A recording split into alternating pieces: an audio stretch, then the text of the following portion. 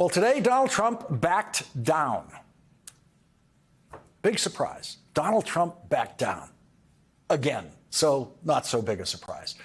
Donald Trump backed down again and once again proved himself the weakest, most irrational negotiating president in history today when he backed down after one of his out-of-control threats to impose 50% tariffs, double them, 50% tariffs on Canada.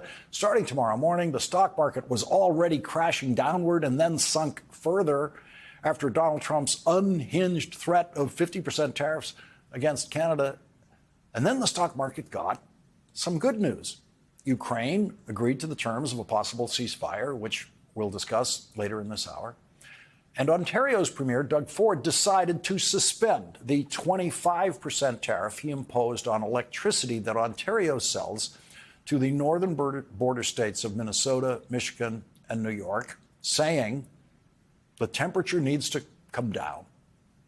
And then Donald Trump's temperature came down a little bit. He dropped his threat of 50% tariffs starting tomorrow morning, and the stock market then stabilized for the rest of the day with a huge loss, but it didn't keep sinking. It stabilized at a loss of 478 points. It was on its way to a much, much bigger loss.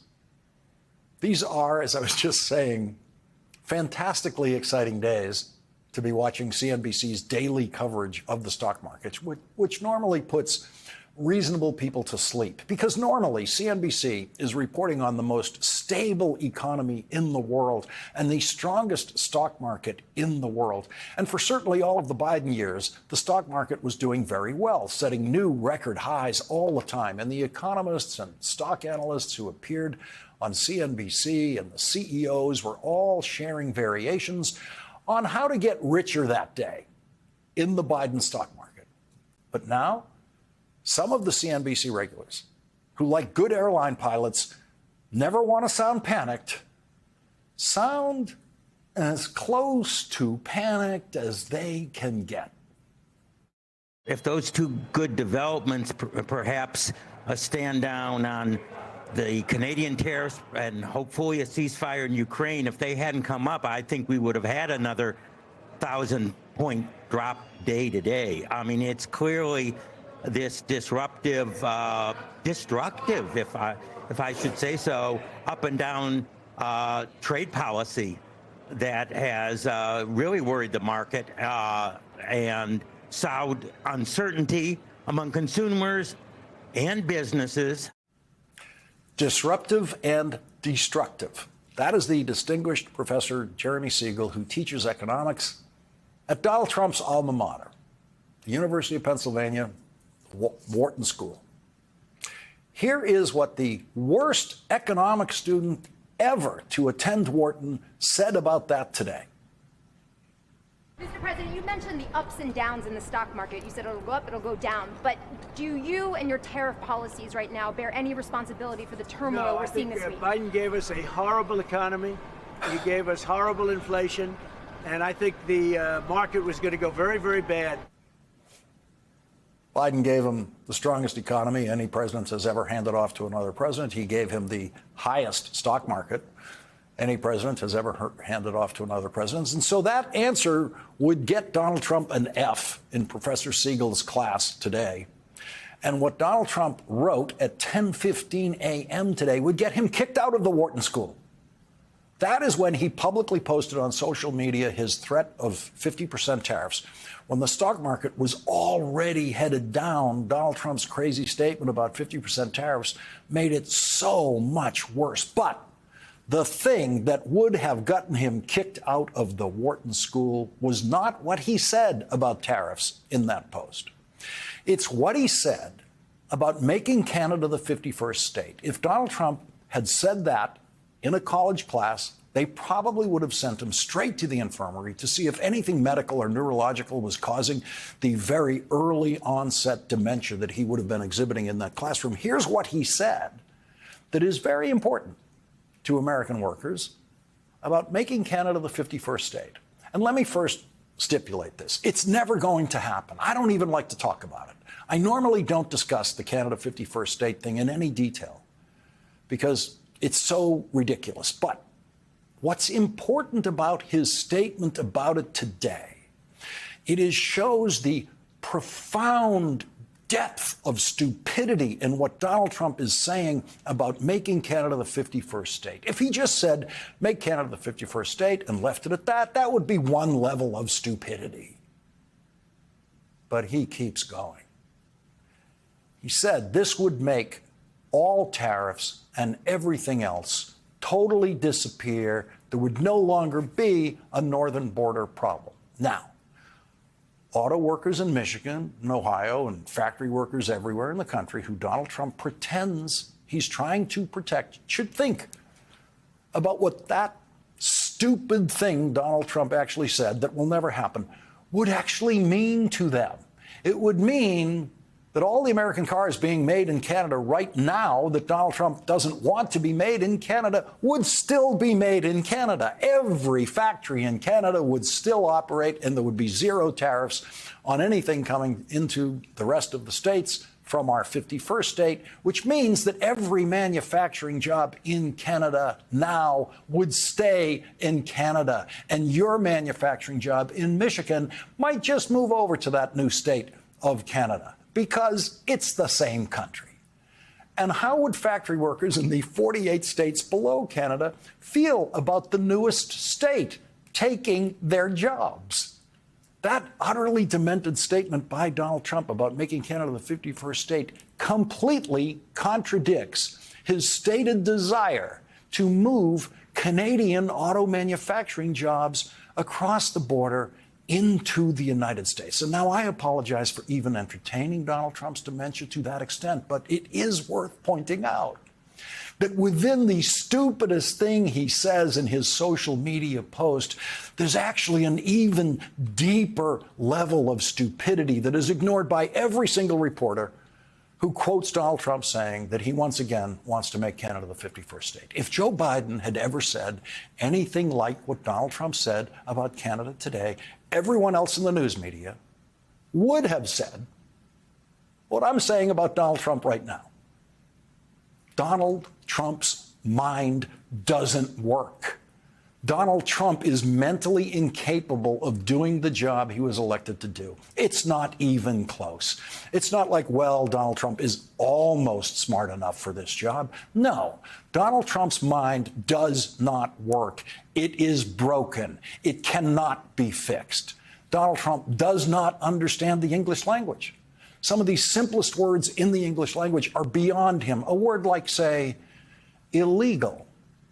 Donald Trump really doesn't know what it means. He doesn't, which is why he was convicted of 34 felonies in Manhattan. I believe Donald Trump didn't realize that the way he was paying off Stormy Daniels was illegal, but ignorance of the law is no defense in a courtroom. And Donald Trump's illegal imposition of tariffs is something that doesn't bother him in the least. But whenever Donald Trump does use the word illegal, he is always wrong. Like today, when he said it is illegal for people to not buy Teslas. He said that, and he's still president. He said it is illegal. 15 minutes after midnight last night, the president, who doesn't understand the English language and doesn't understand law, said that it's illegal not to buy Teslas. He said it's illegal to boycott Tesla. Boycott means don't buy one. Again, if any other president had ever said it's illegal not to buy a car, a particular car, they would have rushed that president into a neurological exam immediately. In the middle of the night, when he should have been sleeping and resting that 78-year-old brain of his so it could desperately try to function the next day, Donald Trump wrote, the radical left lunatics, as they often do, are trying to illegally and collusively boycott Tesla, one of the world's greatest automakers, and Elon's baby, in order to attack and do harm to Elon and everything he stands for. Well, he's right about the motivation. The people who are protesting at Tesla dealerships, including in Donald Trump's hometown of New York City, are hoping to discourage Tesla sales because they are hoping that the richest person in the world can be driven ultimately to the bankruptcy that he is falsely predicting for the United States government. Once again, Elon Musk said the United States government would go bankrupt. He said that today. It's impossible. The United States government cannot go bankrupt and never will. But Elon Musk could theoretically go bankrupt if sales of Teslas stopped, if they just stopped in the United States. And as we reported earlier this week, sales of Teslas have dropped dramatically worldwide. In Europe, they've dropped dramatically. In the United States, they've dropped dramatically. And so Donald Trump, in his desperation to keep his biggest campaign contributor in history, the biggest campaign contributor in the history of American politics, to keep Elon Musk the richest person in the world, especially after Elon Musk is now, according to the New York Times report tonight, promising another $100 million in campaign money for Donald Trump. Donald Trump did something illegal today, and he did it in the White House driveway. Donald Trump used federal property to do a TV commercial. Donald Trump stood with Elon Musk in the White House driveway with some Teslas in front of them, and Donald Trump pretended to buy a Tesla. It has been reported by legitimate news organizations everywhere that Donald Trump bought a Tesla from Elon Musk today, as if that's a fact. There is no evidence of that whatsoever. No bill of sale, no check was passed, nothing was signed. The two most awkward people in America stood there like statues trying to save Elon Musk's wealth with the completely fake stunt of Donald Trump pretending to buy a car from the richest person in the world with no money or paperwork changing hands. And saying, when asked, that he illegally was hoping that this stunt that he was doing on federal property against federal law would push up his friend's stock price. If you buying a Tesla will boost Tesla sales and boost Well, I their hope stock? it does. He hopes it does. You can search the history books for the moment when any previous president of the United States used the White House to try to publicly push up the stock price of his richest friend's stock. It has never happened. It is illegal to use federal property the way Donald Trump and Elon Musk used federal property today, and neither one of them know it. It was Elon Musk who first said that boycotts are illegal, which is not true. Elon Musk said it was illegal for advertisers to boycott Twitter after he turned Twitter into a cesspool full of Nazis and assorted madmen. Elon Musk is not from around here. Elon Musk does not understand the country where he now lives. Elon Musk would fail by a wide margin a high school AP American history test. He grew up in white South Africa, going to a segregated elementary school and high school where he learned nothing about American history, American law, American free enterprise, where every company gets to decide where, how, and when they will advertise and where they won't, and where no company is allowed to advertise on federal property. A country where advertisers have never wanted to be associated with Nazis. Elon Musk is such a bad salesman that he was stupid enough today to bring even more attention to the latest disturbing challenges that Tesla owners are facing thanks entirely to Elon Musk. I just want to thank the president for his support. This means a lot. And also thank everyone out there who is supporting Tesla. It's really terrible that there's so much violence being perpetrated against people like Tesla, Tesla supporters, Tesla owners, Tesla stores. These are innocent people who've done nothing wrong. So, yeah, that's true. Those people have done nothing wrong. All the problems they are facing now because of their association with Tesla are Elon Musk's fault, exclusively. Imagine you work at America's oldest car manufacturer, Ford, and you watch the President of the United States doing an illegal commercial today on federal property for the newest car maker in America. Imagine you're a factory worker at America's biggest auto manufacturer that has the most auto manufacturing jobs in the United States, General Motors.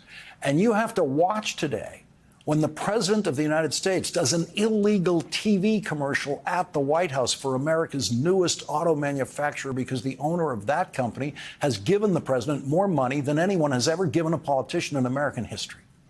NBC News reports a major automaker said, quote, Tesla has benefited more from taxpayer money than any other car maker by far. Now the White House is marketing Tesla's vehicles. What's next? Donald Trump is a terrible actor. And so there was nothing convincing today in his pretending to buy a Tesla or pretending to even like Teslas. They cost too much and they don't go far. Electric cars are good if you have a towing company. Other than that, it's terrible. This whole electric car is sick. It's sick. They don't go far. It's good if you want to go to the grocery store, take a quick little drive. You know, they say the best thing about an electric car, the first 10 minutes, you feel great.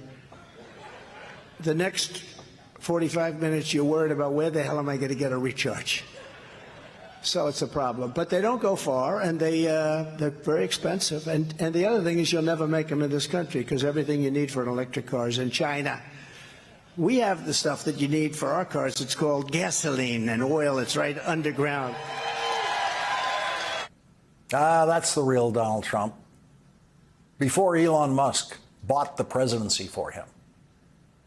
Donald Trump all but admitted today that he doesn't know how to drive or doesn't remember how to drive a car because it has been decades and decades since he's actually driven a car, long before he became president. You don't want me to drive it, do you? Let's take a look at the Mr. President, you going to get wrapped in gold? Think Biden could get into that car? Yeah, I think Biden could get into that car. Here comes the president now.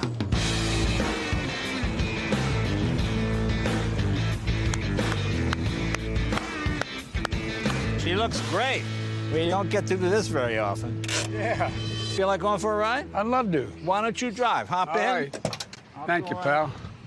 The nice thing about this is you can outrun the Secret Service. This is the only time you get to drive is when you're with me. Yeah, it is. It's a God's truth. I know, it's funny. And I miss it. Instead of trying to save Elon Musk's struggling car company in the White House driveway, Donald Trump should have been listening to Wharton professor Jeremy Siegel on CNBC. You think the people in Florida living off, you know, the accumulated wealth that they've done in the last 10 years are going to be all excited about, some plant that Trump saves in Erie, Pennsylvania for 300 jobs or 500 jobs? By the way, producing something that they could have brought cheaper without the tariffs beforehand. I mean, it just doesn't make sense. Don't forget, almost half the American public own stock, if not directly, indirectly, through their 401ks, through their IRAs, through their pension funds. You have 180 million, 150 million people there. So, we're going to bring some manufacturing back to the U.S. How many jobs is that? Less than 1/10 of 1%? Yes, I understand what happened to the heartland and the manufacturing there, by the way, which happened everywhere in the world, which also happened to Europe and everywhere else. What we have seen over the last 40 or 50 years, the deindustrialization of the West is really due to the fact that China, India, the rest of the world opened up, industrialized, and could produce goods of equal quality at 30% to 40% less price. So, that's just a fact of world trade. And we economists have talked about the gains from trade. We want to protect the people that are hurt. But this idea about, going through a recession, unemployment 6-7%, and then what? When are these factories going to be built, and how many are they going to employ? When we, if we're going to lay off 2 or 3 million, we're not producing anywhere near that amount of manufacturing jobs. The numbers don't add up in that Speaking story. of numbers, And that's why The Wall Street Journal's editorial on Donald Trump's trade war that will appear in tomorrow's print edition of the Wall Street Journal says, "We said from the beginning that this North American trade war is the dumbest in history, and we were being kind.